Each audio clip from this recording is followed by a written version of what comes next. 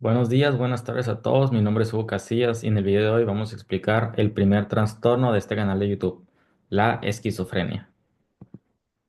Aquí está el índice de nuestro contenido. Vamos a iniciar con una introducción, explicando los antecedentes históricos, la epidemiología, la presentación y la etiología. Vamos a llevar un cuadro clínico que son las características clínicas, los síntomas, la evolución de la enfermedad y la fase prodrómica. Vamos a llevar también el diagnóstico, que son los criterios de diagnóstico y las clinometrías, y para finalizar vamos a llevar el tratamiento. Muy bien. Y antes para empezar, la introducción. Vamos a definir qué significa esquizofrenia. Esquizofrenia viene de la palabra, se divide en dos, esquizo y frenia. Esquizo, ¿qué significa? Esquizo significa mente. En cambio, frenia, que significa quebrantado, roto. Así que la palabra esquizofrenia significa mente rota o mente quebrantada. Muy bien. Y como la definición tenemos en el Morrison DSM-5, diagnóstico clínico es: el espectro de la esquizofrenia y otros trastornos psicóticos incluyen la esquizofrenia, otros trastornos psicóticos y el trastorno esquizotípico de la personalidad. Se definen por anomalías en uno o más de los siguientes cinco dominios: los delirios, las alucinaciones, los pensamientos desorganizados, el comportamiento motor anormal o muy desorganizado y los síntomas negativos, que son muy importantes en la esquizofrenia. Más adelante les vamos a explicar qué son los síntomas negativos.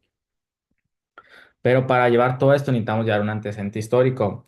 Dentro de la medicina, la esquizofrenia ha sido un tema muy hablado y debatido porque dentro de la historia hemos visto cómo se va actualizando más que nada el significado de la esquizofrenia. El primera persona que estudió la esquizofrenia se llama Emil Kremlin, que él lo definió como una demencia precoz o paranoia. Muy bien. Así lo definió él al principio y ya al pasar de los tiempos, Eugene Blair empezó a dar otros significados a la esquizofrenia, como por ejemplo las 4 E de Blair, de su apellido, que es asociación laxa, que es descarrilamiento, trastornos afectivos, autismo y ambivalencia. Muy bien, estas son algunas definiciones que se le ha dado a la esquizofrenia a lo largo del tiempo, pero vamos a ver más adelante cómo se describe ya actualizadamente en la época actual. Ahora, la epidemiología. Su prevalencia de por vida es del 1%. El costo de atención anual en los Estados Unidos es de 150 billones de dólares. El riesgo suicida de la esquizofrenia es del 5 al 10%. Y solamente el 50 de los pacientes reciben su tratamiento. Y tiene la misma prevalencia en hombres y mujeres. ¿Por qué estos datos son tan importantes? Solamente el 50% de los pacientes reciben tratamiento. Recordemos que la esquizofrenia nos afecta en 5 dominios. Al no estar en un tratamiento, estos 5 dominios nos puede desencadenar muchas complicaciones en el paciente, porque nos podemos dar cuenta de que el paciente no solo es peligroso para él mismo, sino para la sociedad. Es por esto que estos pacientes se tienen que llevar con un tratamiento enfocado y no despegarse del tratamiento. Muy bien. Ahora, la presentación. En los hombres se da entre los 10 y los 25 años. En las mujeres entre los 25 y los 35 años. Y la respuesta clínica es mejor en los hombres que en las mujeres. Luego, la patogénesis del neurodesarrollo nos dice que hay condiciones uterinas adversas, compromiso del neurodesarrollo y atraso educativo. Ahora, la etiología. La etiología se divide en tres variantes. Primero vamos a iniciar con los factores genéticos, que es la poligenética, la heredabilidad del 80% está, en el cromosoma 22q11.2 asociado al riesgo de un 30 a un 40%, pares mayores de 60 años y gemelos monocíclicos, que es el 50%. Ahora vamos a hablar sobre los factores bioquímicos, que son la hipótesis de la dopamina. ¿Y qué me dice la hipótesis de la dopamina? Esta hipótesis me dice que los síntomas positivos de la esquizofrenia, que ahorita vamos a explicar qué son los síntomas positivos y los síntomas negativos, se da porque hay una hiperactividad de las neuronas dopaminérgicas mesolímbicas, muy bien. ¿Y dónde se dan estas neuronas dopaminérgicas? En el área tegmental ventral, como pueden ver ahí en la imagen, hay hiperactividad de dopamina, muy bien. ¿Y qué causa la dopamina? Nos causa los síntomas positivos, que ahorita vamos a explicar qué son los síntomas positivos, pero son los que más comúnmente se arraigan a la esquizofrenia, que es la psicosis, los delirios, las alucinaciones, muy bien. Esa es la hipótesis de la dopamina. Y también hay neuropatologías, que son la dilatación de los ventrículos lateral y tercero, la reducción de la masa cortical gris, asimetría de los lóbulos temporal, frontal y occipital, que esto nos puede también hablar de los signos negativos. la disminución de la amígdala y del hipocampal y la atrofia de la corteza prefrontal, que también nos va a ayudar mucho a saber sobre los signos negativos. Ahora, yendo a esto, vamos a explicar los, lo que nos presenta el paciente con esquizofrenia. Muy bien. Los síntomas positivos me los va a dar por el área mesolímbica. Muy bien. Como vimos, en el área mesolímbica es donde está el área tegmental ventral, que esta área se encarga más que nada en la producción de dopamina, muy bien, de las neuronas dopaminérgicas. Pero ¿qué pasa? Hay una hiperactividad en las neuronas dopaminérgicas y eso me va a empezar a causar los síntomas positivos, que básicamente los síntomas positivos se les conoce a exacerbaciones de la persona. ¿Qué es una exacerbación? Algo muy alterado, algo muy sobresaturado. Por ejemplo, la paranoia, las alucinaciones, los delirios, que es algo muy explosivo, algo muy que sube para arriba. Muy bien, básicamente esa es la palabra para explicar. Ahora, en el área mesocortical, que podemos ver en la parte de abajo, ven los números 3 y 2, es la parte donde pasa el área mesocortical. Ahora, ¿qué pasa con el área mesocortical? Me da los síntomas negativos y es básicamente lo mismo que los signos positivos, pero al revés. En vez de darme para arriba, me dan para abajo los síntomas negativos. ¿Qué son los síntomas positivos? Son es la reducción de nuestras capacidades, básicamente, porque los pacientes tienen anedonia, tienen apatía, se convierten a sociales, muy bien, reducen el comportamiento de la persona. ¿Y por qué están los síntomas negativos? Porque el área mesocortical pasa por el lóbulo frontal, muy bien, y el lóbulo frontal de qué se encarga más que nada del comportamiento humano. Es por eso que me da estos signos negativos de que la persona ya no está sintiendo felicidad, la persona tiene apatía, la persona se convierte en asocial. Muy bien, se fijan que son reducciones del comportamiento. En cambio, en la área mesolímbica son exacerbaciones del comportamiento. Muy bien, que son la paranoia, los delirios, las alucinaciones. Muy bien. Ahora, y el negro estriado me da los síntomas motores. Muy bien. Que es la ataxia, son los movimientos descoordinados. Muy bien. Y aquí, como podemos ver en la imagen, está una vesícula de la sinapsis. En la teoría de la esquizofrenia nos damos cuenta de que hay una hiperactividad en los receptores dopaminérgicos de 2. Ahí es donde está el problema, muy bien. Hay una, hay una sobreexcitación de la dopamina que me va a causar los síntomas positivos. Muy bien. Hasta aquí. Vamos a ver este cuadro donde nos presenta cómo la esquizofrenia se va avanzando. Muy bien. Vamos a iniciar con los riesgos. Los factores de riesgo, ¿qué son? Son los factores genéticos y complicaciones en el parto. Muy bien. También esto es prenatal. Muy bien. Ahora vamos a ver con factores de riesgo en la infancia. ¿Qué puede ser? Pueden ser traumas de la niñez, pueden ser la vivienda urbana, porque nuestro entorno puede arraigarnos a poder desarrollar es la esquizofrenia. Y también el estatus, muy bien. El estatus de cómo se vive dentro de esa comunidad, porque aunque, aunque suene raro, nuestro entorno nos puede llevar a poder desarrollar muchísimo más rápido estas patologías que podemos desencadenar.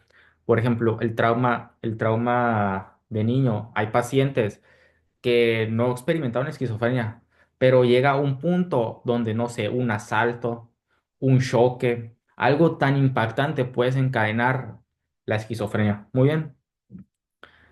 Además, en el prodromo me la puedes desencadenar la esquizofrenia en dos, me la puedes cadenar dos cosas. El estrés o también el uso de toxicomanías. Ya saben ustedes, pues drogas, cocaína, marihuana, eh, fentanilo, muy bien, me pueden desencadenar la esquizofrenia. Ahora, en el relapso, ¿qué me puede también causar que la esquizofrenia empeore? La falta de seguimiento al tratamiento. Muy bien. Igual las toxicomanías pueden hacer que nuestro paciente siga con esos problemas de esquizofrenia y el estrés. Ahora los riesgos neurobiológicos. Como prenatal puede ser una alteración de la sinaptogénesis, que ¿qué es? Es la creación de las conexiones neuronales, básicamente. Ahora, en la niñez, que puede afectarme la neurobiología, eh, altered synapse pruning significa la mala eliminación de las conexiones neuronales. ¿Por qué? Hay veces que nuestro cerebro necesita eliminar varias conexiones neuronales porque ya no sirven para nosotros. Pero ¿qué pasa? Se altera este sistema y hace que esas conexiones que ya no sirven sigan ahí. Nos puede desencadenar la esquizofrenia. Ahora, en el prodromo y en el primer ataque de psicosis, que puede ser un desbalance en la excitación o en la inhibición de los neurotransmisores, la pérdida de la materia gris y la disfunción de la dopamina. Muy bien. Y como pueden ver en la tabla, dice Symptom Severity, que significa la severidad de los síntomas. Muy bien. Nuestra línea roja, ¿qué significa? Significa nuestros signos positivos. Y la línea azul, ¿qué significa? Los signos negativos. Como pueden ver, básicamente, todo inicia en la niñez. Muy bien. Inicia ahí nuestra tablita. Y que empieza, va a ir subiendo. Lo primero que se da cuenta es que los signos negativos son más presentes. Muy bien. Los signos negativos van subiendo. Y que habíamos definido como signos negativos son reducciones de nuestro comportamiento. Muy bien. Pero ¿qué pasa? Va a llegar el primer ataque psicótico.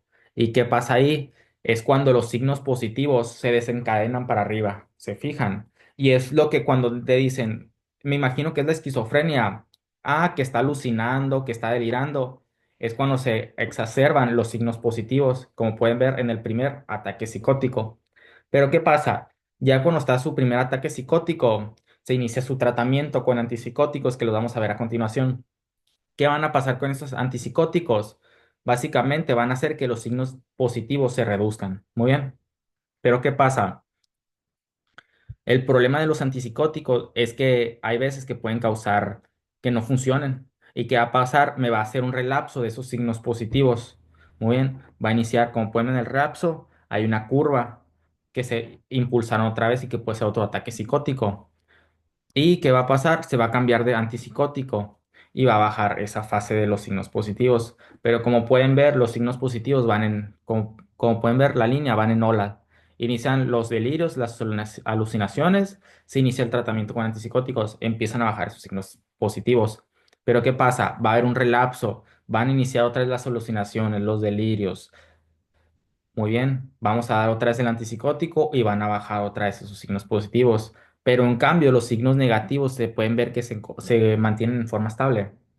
Los signos negativos casi siempre están presentes, muy bien, no son como los signos positivos que son en relapsos de que te da tu primer ataque psicótico, lo controlas, te da otro ataque psicótico, lo controlas, muy bien. Pero eso es con el tratamiento, porque cuando no tienen tratamiento, los signos positivos están muy activos, muy bien, son los ataques psicóticos.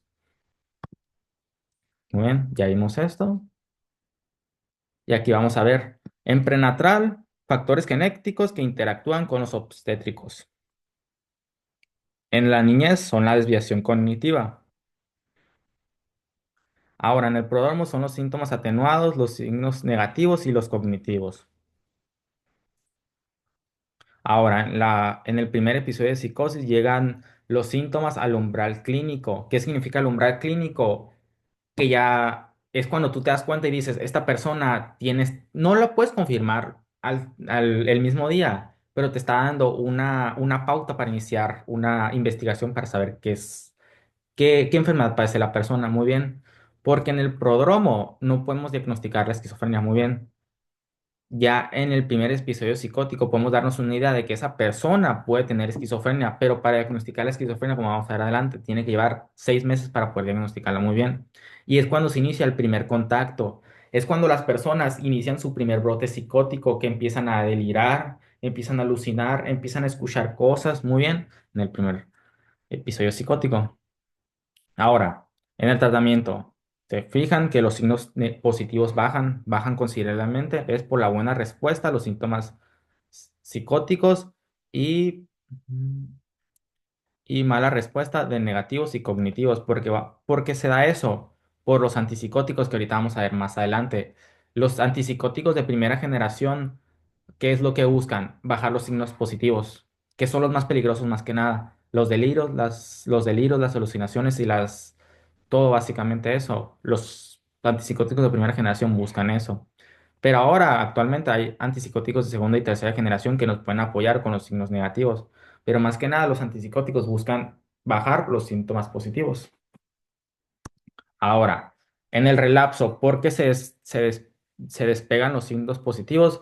Por el abandono del tratamiento. Muy bien. Ahora, factores que influyen en la epidemiología.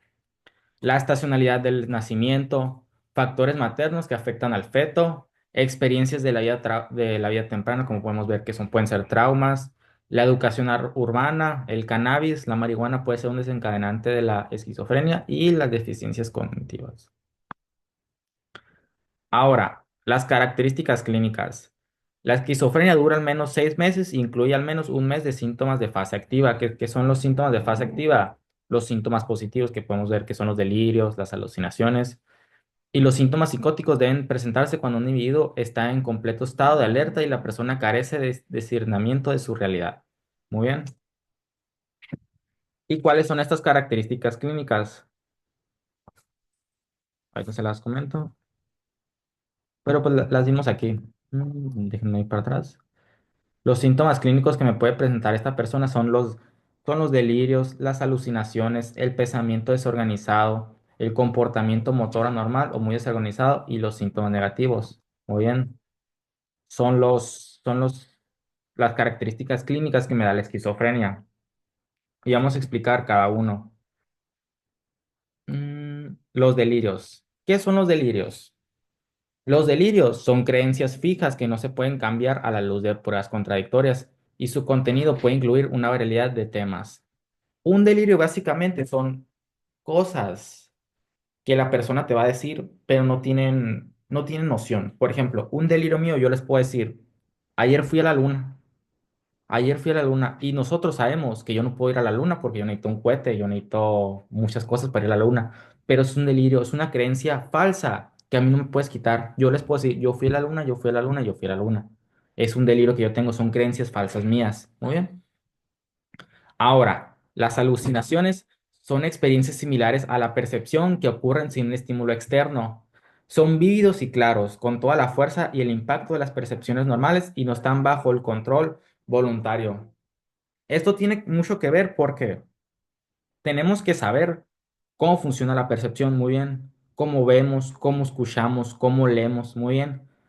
En estas personas, ahí es la percepción, por ejemplo, ellos te dicen, yo escucho voces, pero esas voces ¿de dónde vienen? ¿Por qué? No hay un estímulo externo, sino que nuestro cerebro está creando ese estímulo muy bien. Cuando te dicen, veo demonios, básicamente sus conos y bastones están bien a la percepción exterior, pero hay algo en nuestro cerebro que le está creando esos estímulos muy bien.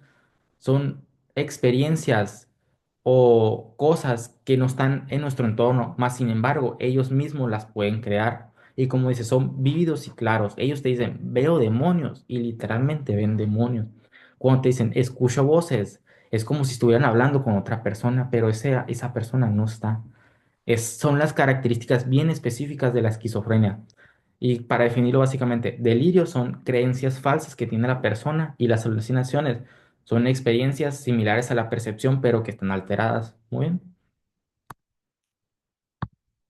Las más comunes que son de los delirios, las persecutorias, que puede ser, mucha gente tiene delirios con el gobierno, se escucha mucho, que me sigue el gobierno, que me está espiando, que me están vigilando, son muy comunes en la esquizofrenia, los delirios de persecución, muy bien, me están siguiendo porque me quieren hacer daño, muy bien, son los más comunes.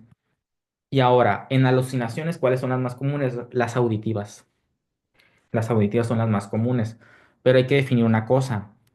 Hay personas con esquizofrenia que escuchan murmullos. ¿Qué son los murmullos? Como si yo les empiezo a hablar de que, bueno. Murmullos, voces, escuchan sonidos, pero no están muy claros.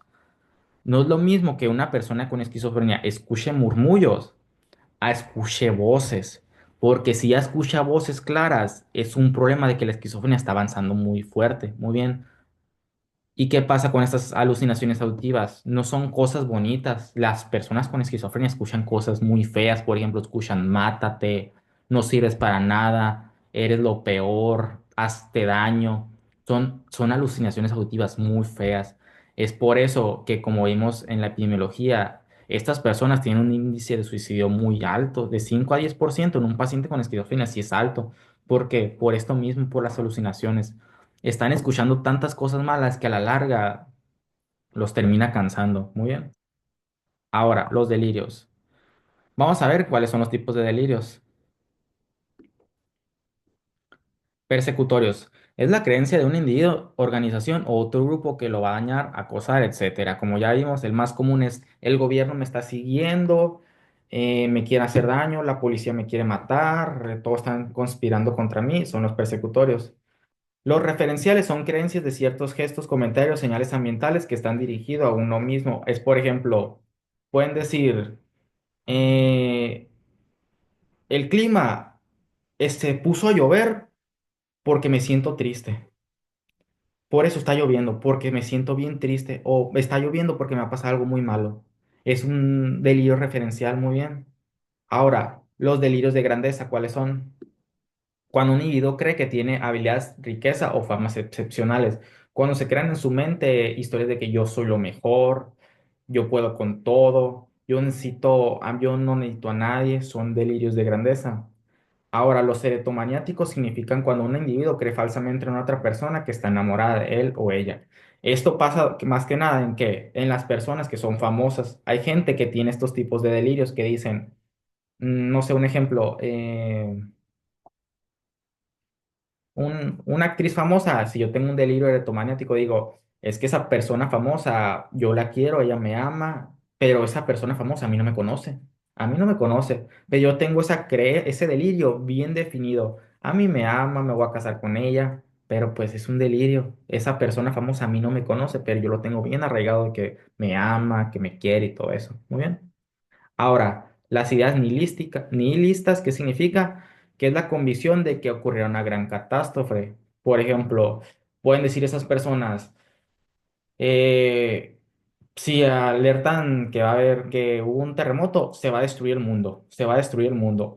Por ejemplo, cuando fue el 2012, que se va a acabar el mundo, esas personas tienen idea de que se va a acabar el mundo, gran catástrofe, y tienen esos delirios muy fuertes de que va a ser una catástrofe. O por ejemplo, si se suben a un carro, es que voy a chocar, es que me van a aplastar, todo eso. Muy bien. Ahora, los somáticos, que son preocupaciones relacionadas con la salud y la función de los órganos, y esto lo vimos en la presentación de mis compañeros. Somáticos, que si ven una manchita roja, es cáncer, es cáncer. O me duele el estómago, tengo una enfermedad terminal. Muy bien, son las ideas que tienen estas personas. Muy bien, son todos los delirios que se pueden desencadenar. Mm. Ahora. Alucinaciones se dividen en tres tipos. Los contextos sensoriales, que pueden ver cosas en su contexto. Por ejemplo, pueden ver personas que pues no están muy bien. Pueden ver en el contexto personas, pueden ver imágenes, pueden ver demonios en el concepto sensorial. Ahora, las hipnagógicas o las hipnagógicas, perdón, la pronunciación, que son alucinaciones que tenemos antes de dormir. Muy bien, estas en la esquizofrenia. Cuando se van a acostar a dormir, pueden llegar a tener alucinaciones. Y también hay alucinaciones con experiencia religiosa. Muy bien. Ahora. Vamos a seguir. Las interpretaciones erróneas de los estímulos sensoriales reales suelen ocurrir cuando existe una disminución de la estimulación sensorial. Son frecuentes y en general normales. Ahora, la percepción sensorial falsa que nos dice que tiene un lugar en la ausencia del estímulo sensorial relacionado. Las alucinaciones son casi siempre anormales y pueden afectar a cualquiera de los cinco sentidos. Si bien las de tipo auditivo y visual son más comunes, sin embargo, siempre implican que la persona que la experimenta es una psicótica. Muy bien. Alucinaciones visuales y auditivas, pero más sin embargo también hay personas que tienen alucinaciones gustativas o del olor, que pueden empezar a oler cuando tienen su ataque psicótico, empiezan a oler cosas muy feas o que les empieza a saber muy feo la comida. Muy bien, son un tipo de alucinaciones que puede tener la persona. Mm, Permítanme.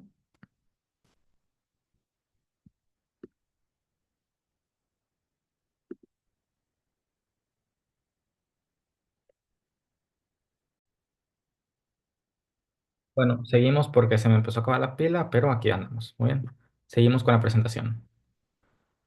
Ahora, las características clínicas. El pensamiento desorganizado. ¿Qué significa? Un trastorno del pensamiento formal. Generalmente se infiere del habla del individuo. Debe ser suficientemente grave para afectar sustancialmente la comunicación efectiva. Y ahora el comportamiento motor muy desorganizado puede manifestarse en una variedad de formas que van desde la tontería infantil hasta la agitación impredecible. Muy bien. Ahora, ¿qué significa el pensamiento desorganizado? Una persona que no tiene ninguna patología neurológica, si tú le preguntas, no sé, ¿cómo te llamas? Me llamo Hugo. Muy bien. Pero estas personas tienen un pensamiento desorganizado. Imagínense que nuestros pensamientos es una carretera. Una carretera. ¿Cómo es la carretera? Derecha. Pero ¿qué pasa con estas personas? En la carretera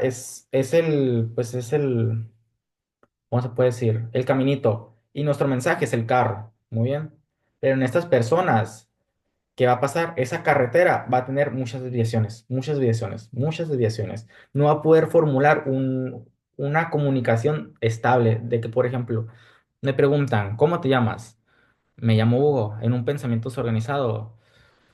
Me llamo Hugo, pero fíjate que me siento mal, tengo problemas, pero te fíjate también que ayer comí esto y esto, y fíjate que también mañana voy a ver esto y esto, y mira, hace como 3 años yo también tenía esto. Se fijan que no tiene una coherencia el pensamiento. Me preguntaron cómo me llamaba y empecé a hablar yo de me está pasando esto, hablé del futuro, hablé de lo que comí y hablé del pasado. No tiene una organización mi pensamiento. Muy bien, es el pensamiento que tienen esas personas. Se fijan, el mensaje que tenía que ser, ¿cómo te llamas? Me llamo Hugo, se llevó. Me pasó esto, comí esto, voy a hacer esto mañana y me da miedo esto. Es el pensamiento desorganizado. Y el comportamiento motor muy desorganizado, que son movimientos motores anormales. ¿Y por qué se da esto? Eh, Son efectos extrapiramidales, que se basa básicamente es el encargado de la coordinación, que es un conjunto de neuronas y vías nerviosas que ayudan al ajuste del movimiento, pero en la esquizofrenia están afectados el sistema extrapiramidal. Muy bien. Y el sistema extrapiramidal se origina en el tálamo, los ganglios basales, el tronco encefálico y nos ayudan para el ajuste del movimiento. Pero en las personas con esquizofrenia esto falla. Es por eso que muchas veces tienen movimientos anormales, básicamente. Por ejemplo, me comentó mi hermana hace rato que hay una persona con esquizofrenia que cuando la van a saludar, en vez de saludarte así, te empieza a hacer esto.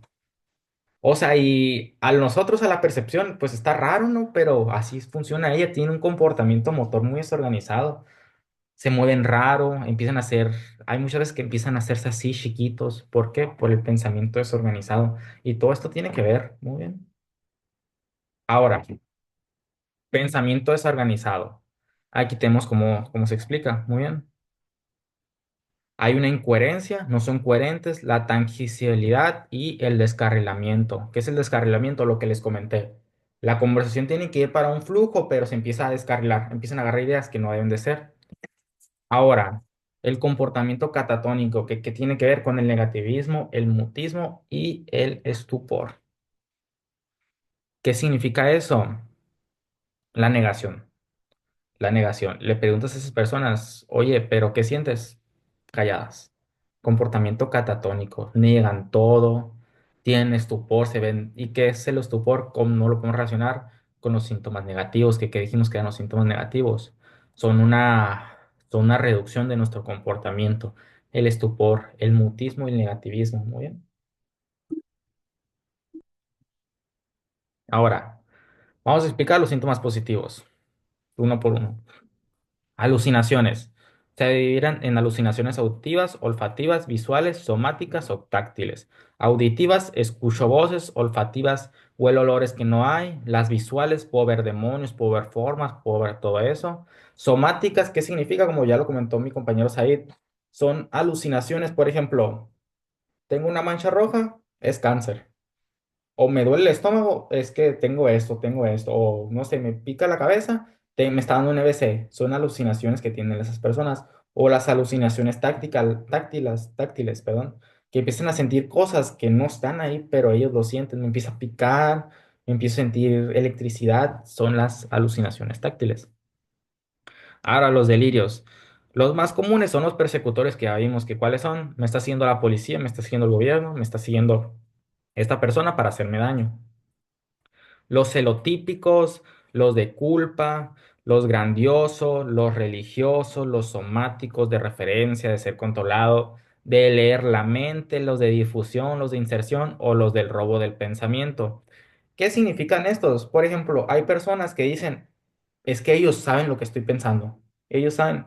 Y un ejemplo muy claro es, hay personas con esquizofrenia que dicen, me pusieron un chip en la cabeza y con eso el gobierno escucha lo que yo pienso. O me pusieron un aparato en el ojo y los policías saben lo que yo estoy viendo. Son delirios que tienen esas personas, muy bien. Y aunque tú les digas, pues, señores, no le puedes negar, pero le tienes que hablar, tienes que abordarlo de cierta manera al paciente. ¿Por qué? Porque la persona puede estar psicotizada. Muy bien, hay que abordarlo de la manera más profesional posible. Pero ellos van a estar 100% seguros de que eso le está pasando. Que le pusieron un chip y por eso escuchan, pueden escuchar sus pensamientos. Son los que tienen. Ahora, los comportamientos extravagantes, que pueden ser la vestimenta y el comportamiento. Pueden también ser social, sexual, agresivo, repetitivo o estereotipado. Ahora, los trastornos del pensamiento forma positivo.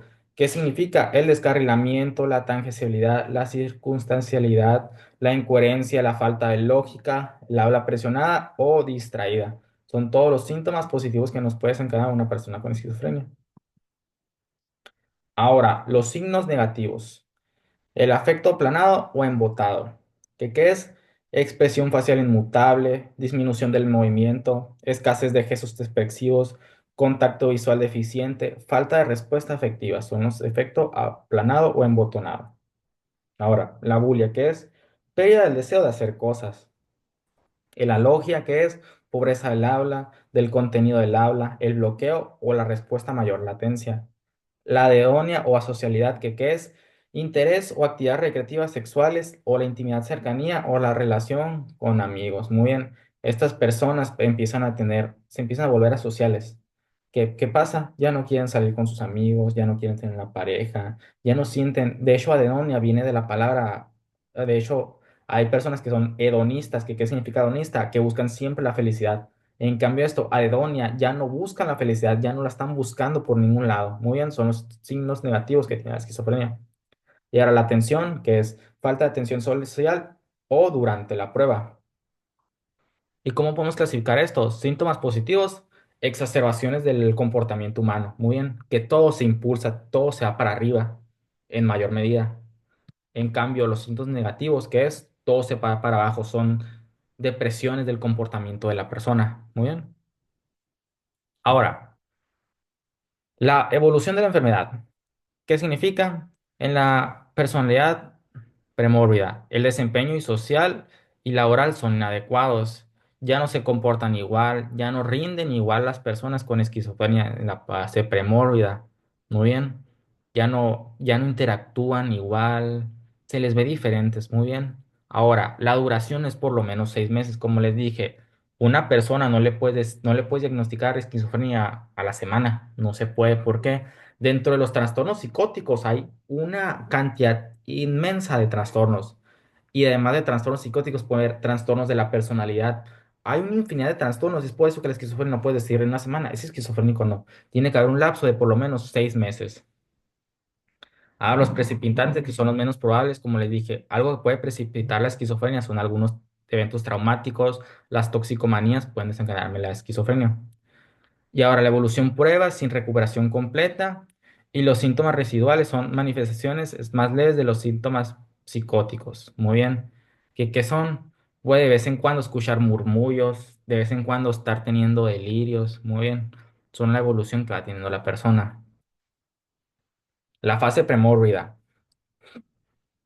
Los síntomas y signos premórbidos se presentan con anterioridad a la fase prodrómica de la enfermedad. Está presente antes de que se manifieste el propio proceso patológico y que forman parte del trastorno evolutivo. Los pacientes presentan una personalidad esquizoide o esquizotípica.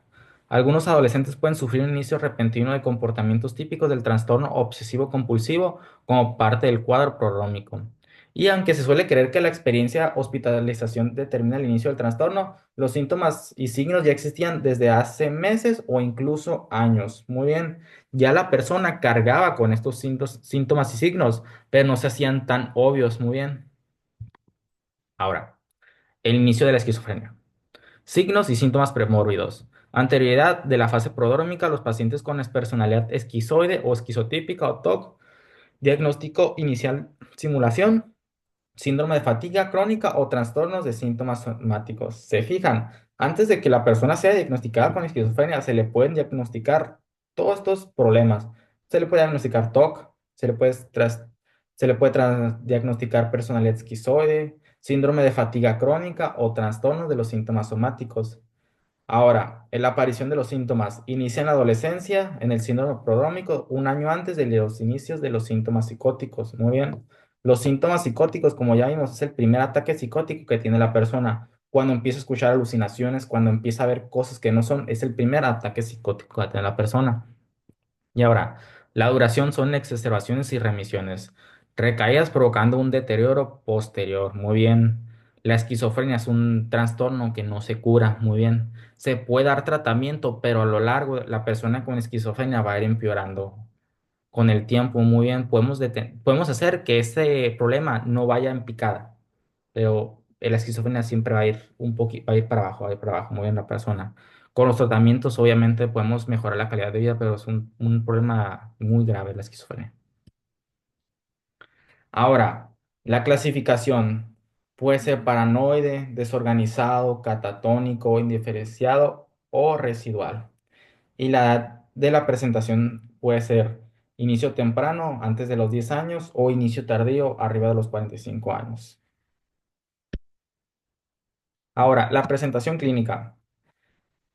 El estado del ánimo, dos síntomas afectivos principales, la escasa reacción ante emociones y las emociones inadecuadas al contexto. ¿Qué significa las escasas reacciones ante emociones? ¿Qué significa? Que van a tener apatía. No van a tener, por ejemplo, las emociones como todas las tenemos. Por ejemplo, si me pasa algo, no me voy a sentir feliz. Si me sale algo mal, me voy a sentir triste. Muy bien, esta persona tiene escasa reacción a las emociones. Y emociones inadecuadas al contexto. ¿Qué significa? Si pasa algo malo, las personas se pueden empezar a sentir feliz o si pasa algo bueno, se empiezan a sentir tristes. Son emociones inadecuadas a nuestro contexto. Y también se ha afectado al pensamiento, que es, se ha afectado a la formulación de las ideas y las lenguas, trastornos del pensamiento formal y la circunstancialidad, la tangencialidad, el pensamiento perseverante, la epocalalia, el mutismo, la vertiginación y los neologismos. Muy bien, en la presentación clínica. Ahora en la cognición, la carencia de orientación, trastorno neurológico o médico subyacente, el deterioro cognitivo leve, que es la atención, la función ejecutiva. ¿Qué significa función ejecutiva? Ejecutiva significa si yo te digo haz esto, lo debes de hacer, pero si tú le dices a la persona con esquizofrenia en esta fase, me puedes pasar algo, no van a comprender. Muy bien, la función ejecutiva se ve mal. La memoria del trabajo y la memoria episódica. Ahora, en la introspección, el juicio y la fidelidad, poca percepción de la gravedad y la naturaleza de su padecimiento, y poca conciencia de la enfermedad, escaso cumplimiento terapéutico.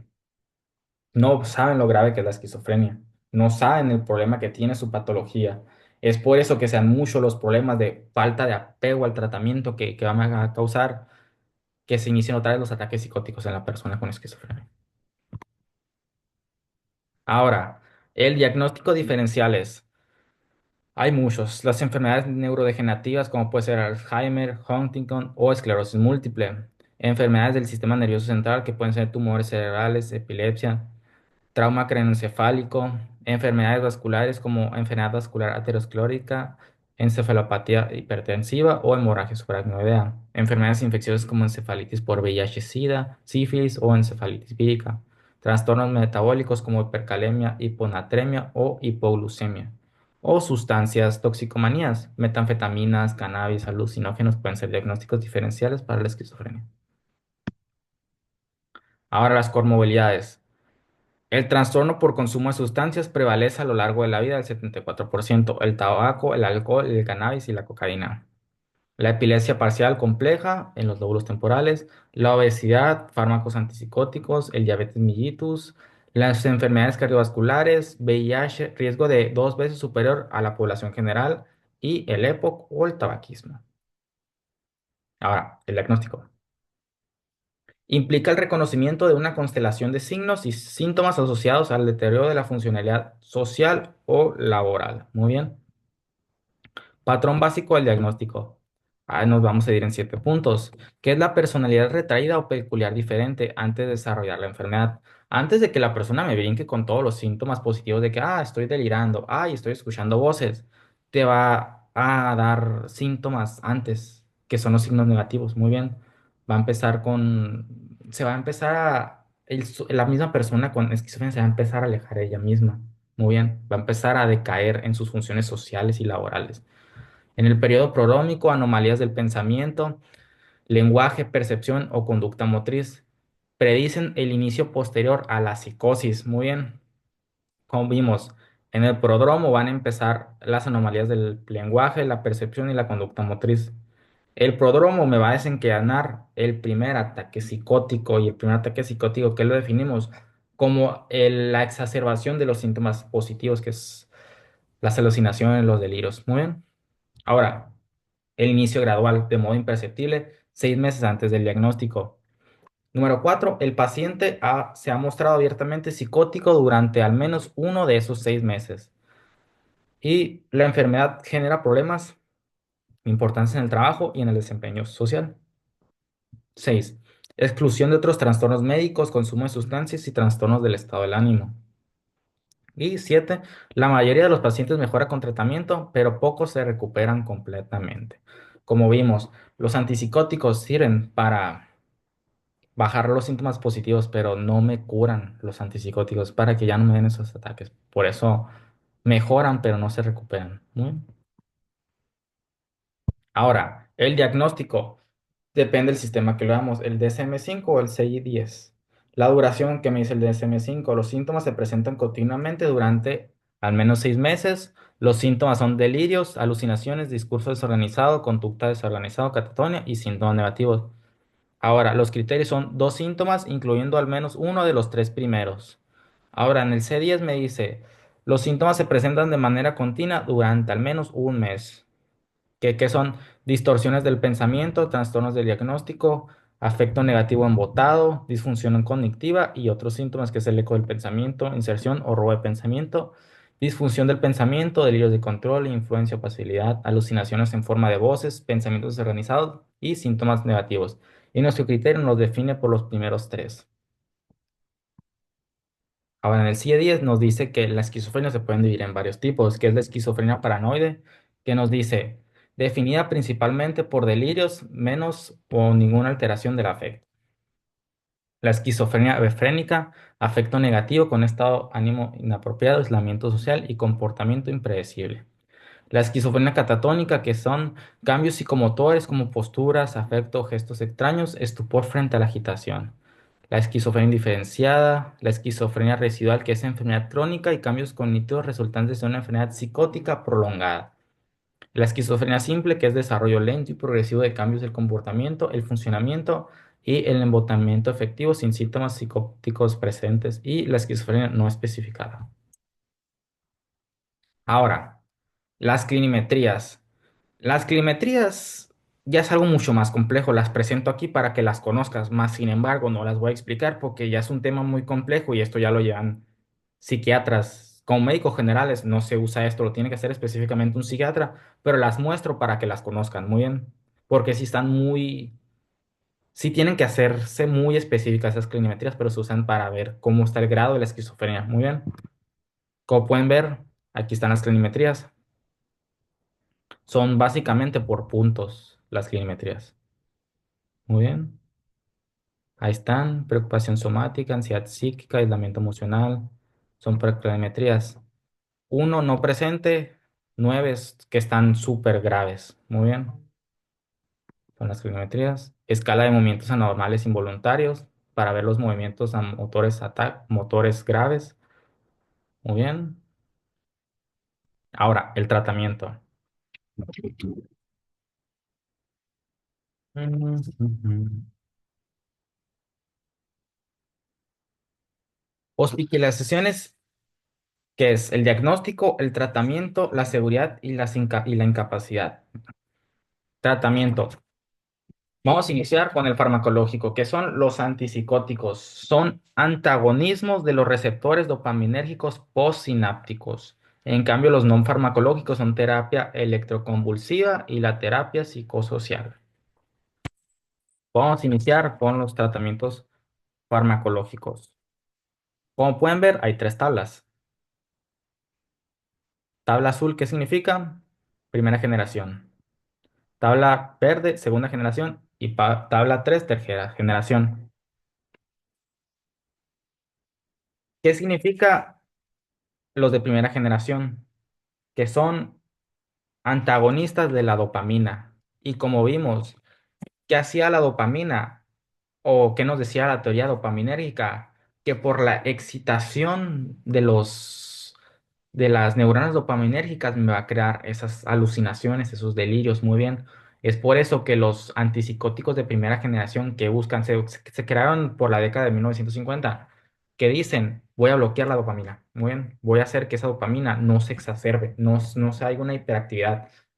¿Y qué va a pasar? Ya no va a haber signos positivos. Pero ¿qué pasa? Dentro de la esquizofrenia vimos que no solo existen los síntomas positivos, sino que también hay signos negativos. Y ese es el problema de los antipsicóticos de primera generación. Sí, me quita los síntomas positivos, pero los signos negativos que es la apatía, la cera social, que ya no tiene felicidad adedonia. Muy bien, es el problema de los antipsicóticos de primera generación. Y como ejemplos de los antipsicóticos de primera generación está el haloperidol y la clopromacina. Muy bien. Pero, ¿qué me va a causar estos síntomas? ¿Qué me va a causar estos fármacos de primera generación? Me va a causar sedación, síntomas extrapiramidales, parkinsonianismo inducido a los antipsicóticos, distonomía, síntoma neuroléptico maligno, hipotensión. ¿Y qué significa eso? Por ejemplo, como vimos, ¿qué es el sistema extrapiramidal?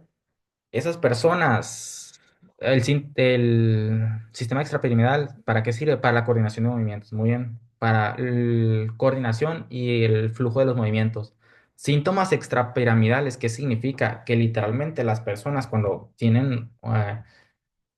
cuando vas a dar antipsicóticos, se tiene que ver con mucho cuidado la dosis, porque si le das dosis de más a la persona con cualquier trastorno psicótico, por ejemplo, haloperidol, si le das dosis de más que va a pasar los síntomas extrapiramidales, que es literalmente las personas van a estar rígidas, así como si han visto la película del Exorcista, más o menos así van a estar las personas con síntomas extrapiramidales, van a estar así, van a estar, perdón la palabra, pero van a estar como tiesas, van a estar muy contracturadas esas personas. ¿Por qué? Porque no están acostumbradas al tratamiento muy bien. Es por eso que las dosis de los antipsicóticos se tienen que cuidar muy bien. ¿Eh? Ahora, vamos a ver los de segunda generación. ¿Qué son los de segunda generación? Que son, también se le conocen como atípicos. A los de primera generación se les conoce como típicos, a los de segunda generación como atípicos. ¿Qué me busca? Son antagonistas de los receptores dopaminérgicos D2, pero que tienen de buenos también, que ayudan a los receptores de serotonina.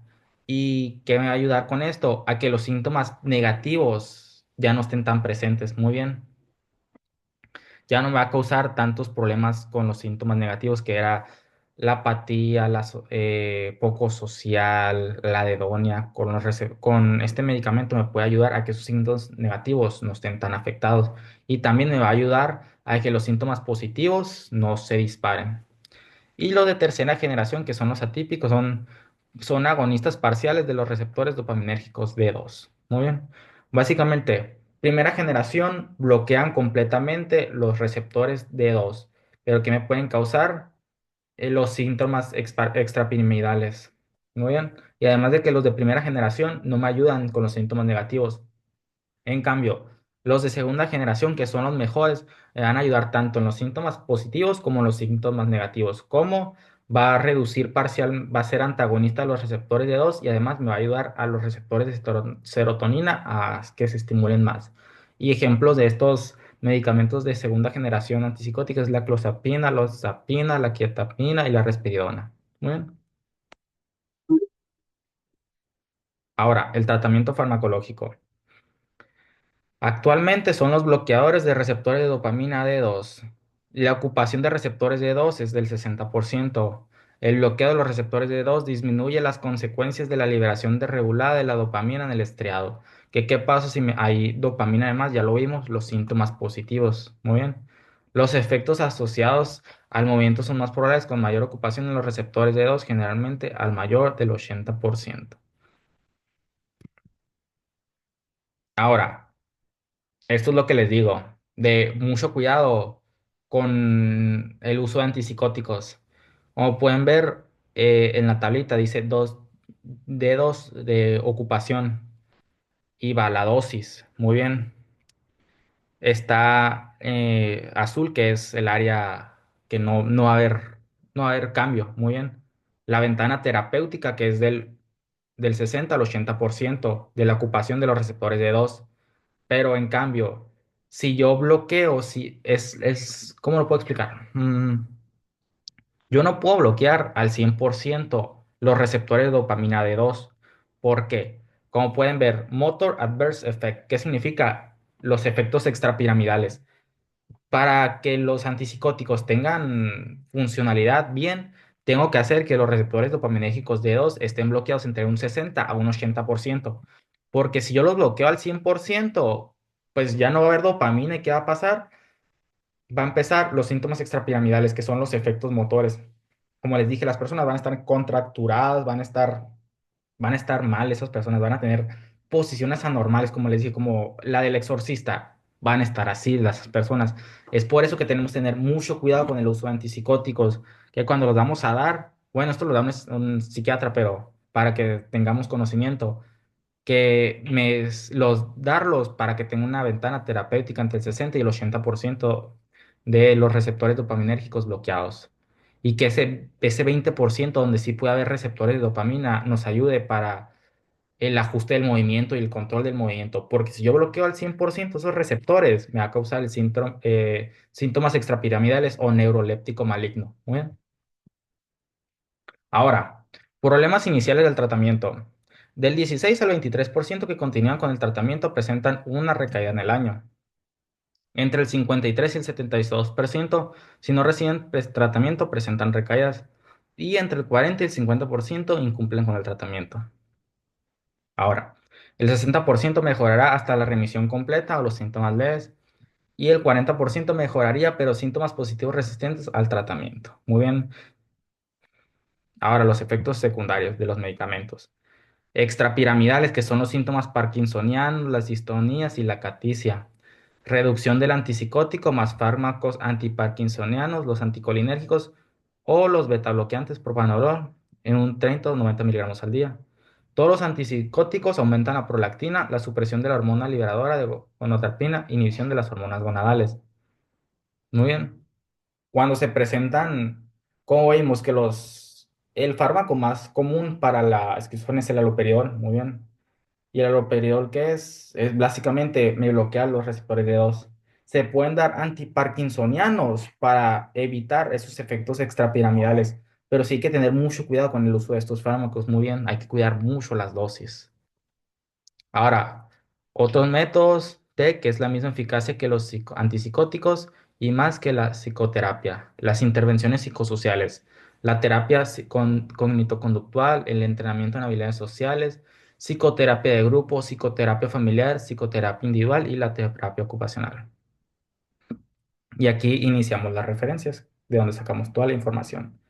¿Y cómo llegamos a conclusión de este tema? La esquizofrenia es una enfermedad muy interesante, muy interesante y se le puede estudiar mucho a la esquizofrenia. De hecho, hay mucho campo de estudio en la esquizofrenia, demasiado campo de estudio. El que esté viendo este video, si se quiere lanzar un brinco ahí, adelante, porque está muy interesante esta enfermedad. También es una enfermedad muy, muy grave para las personas porque muchas personas, como vimos, necesitas 6 meses para poder diagnosticarte el problema de la esquizofrenia. Y muchas personas no tienen tratamiento, no reciben el tratamiento adecuado. O si lo reciben, muchas veces lo abandonan. Muy bien.